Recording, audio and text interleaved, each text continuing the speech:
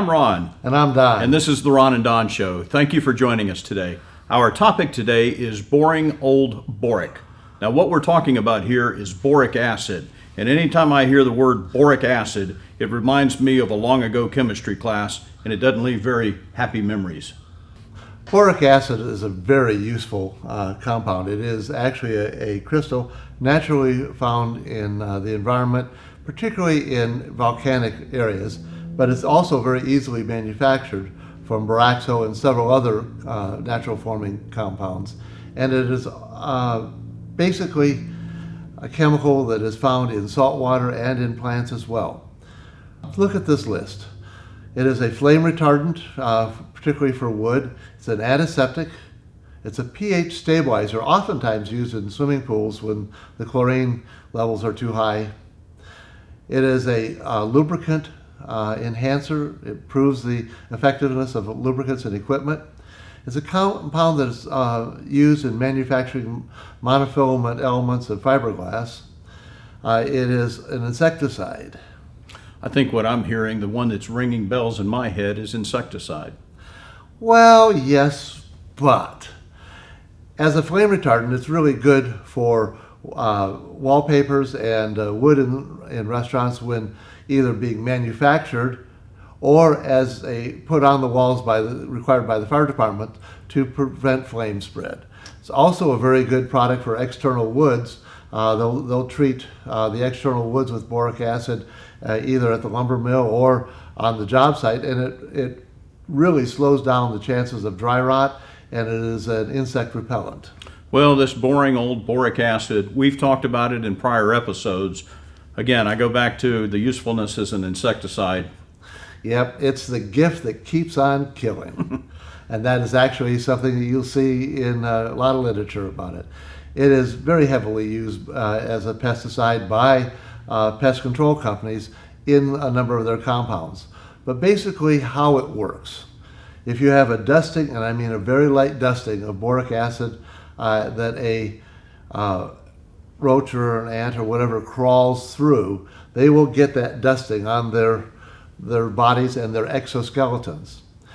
And as they go through it, they may even try and do a little cleaning, and then they'll head back to the colony. Now, once they get back to the colony, they're going to die because it cuts them up so badly.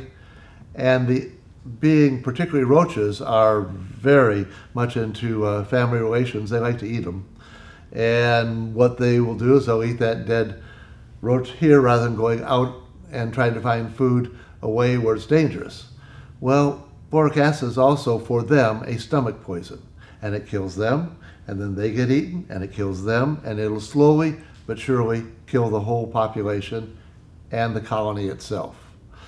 Now, it can be done as a dusting, or it can also be done as a poison pill, and this is what you oftentimes see the companies doing. They'll put down little things that look like tiny little peas, and what they are boric acid, diatomaceous earth, which is what you use to clean your shortening grease when you filter at night, and a little bit of grease just formed into a ball and rolled out there as bait, or in their case, they'll put them on a little piece of paper, a little tiny square, and that's the poison they put down, or the bait that they put down. Well, it's very easy to make, as I just described, and it works very well. Don, in all my years in this industry, I've never, to this day, met a facility manager that has enough time in their day to become a pest control specialist. So what does this mean? Really what we're trying to do is give you enough information when you talk to operations about what's going on. They want their rodent or their roach or their ant or their termite or their silverfish problem gone immediately. And in truth, it can't happen that way, because what the pest control companies will do, if they're forced to, is they'll put down a poison really fast, which kills those critters right there, and they never get back to the colony, and they don't have the poison in them to kill the whole colony. What we're talking about here takes just a little bit longer, but you're going to get rid of the colony as well. So if you could slow down the operations demand for instant gratification, you can get rid of the problem for the long term. The second part about this is it's not difficult and it's not dangerous to humans, not to their pets. Snakes don't like it because it gets underneath their scales and cuts them up as well. But for the most part, it's harmless to that which we love the most. Well, then I do see some opportunities from a facilities perspective. If we're opening walls up, there's a tremendous opportunity to have some of this stuff put inside the cells of the walls. Why wouldn't you put it in? It's not harmful to humans or domestic animals, so putting that inside the wall before the walls close back up in routine facility-related projects makes complete sense. Now, when they're putting it in the wall, if they'll have a small squeeze bottle like used to have in old-time restaurants that you had ketchup with a long tube on it and you squeeze out of it, just to put some of the boric acid crystals in and you puff it. And that's what you do in the walls, you do it on the floors. You don't ever have a pile, because what will happen is the roach will come along and it'll come to a pile and it won't go through it because it doesn't like it. It'll climb up the wall and then go behind it and go wherever it wants to go. So you put it down a very light dusting in the wall, on the floors, outside the walls, wherever you're going to do it.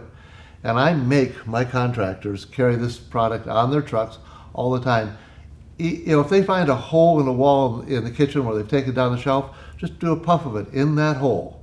If you're doing a remodel, if you put a puff on the wall surfaces all the way to the top before you close up the wall, you're probably never going to have a problem in that wall. I'm Ron. And I'm Don. Thank you for joining us today.